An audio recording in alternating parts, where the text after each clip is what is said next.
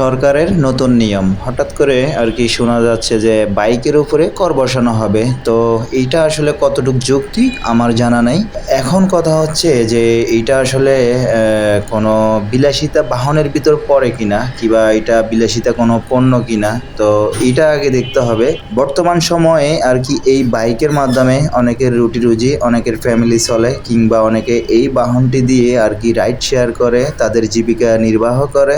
এই বাইকই হচ্ছে একমাত্র শেষ সম্বল। আমরা যারা সাধারণ পাবলিক কিংবা আমরা যারা চাকরিজীবী, যারা রাইড শেয়ার করি, ফুড ডেলিভারি করি, তো এই বাইকই হচ্ছে আমাদের শেষ সম্বল।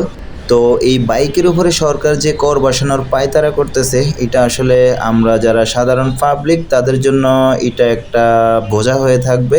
তো আমরা আসলে এই করের বিষয়ে আমরা একেবারে জিরো টলারেন্স, আমরা এই কর দিতে পারবো না। আমরা সব জায়গা থেকে সবাই প্রতিবাদ করব, এটাই হচ্ছে আমাদের মূল কথা। খুবই দুঃখের সাথে বলতেছি যে আসলে মাঝে মধ্যেই মনে হয় যে কি আমরা আসলে এই দেশের ভাড়াটিয়া নাকি আমরা এই দেশের নাগরিক, এটা আসলে কখনোই হিসাব মিলাইতে পারি না। যারা এই দেশের বড় বড় রাজনীতিবিদ আছে তারাই হচ্ছে এই দেশের মালিক, আর আমরা বাকিরা সবাই হচ্ছে ভাড়াটিয়া।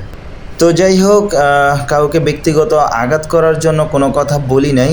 বরাবরই একটা কথা সবসময় বলি যে আসলে আমি রাজনৈতিক বিষয় নিয়ে কখনো কোনো কথা বলবো না। অ্যাজ এ বাইকার হিসেবে আজকে কিছু কথা বললাম, কারণ আমার কাছে মনে হইলো যে না, আজকে আমার কিছু কথা বলতে হবে, কিবা আমিও বলি। কারণ আমার মতন হাজার হাজার লক্ষ লক্ষ বাইকার আছে যারা যার যার জায়গা থেকে সবাই প্রতিবাদ জানাচ্ছে, প্রতিবাদ করতেছে যেন এই কর অনতিবিলম্বে তুলে নেওয়া হয়, যেন এটা বাস্তবায়ন না হয়।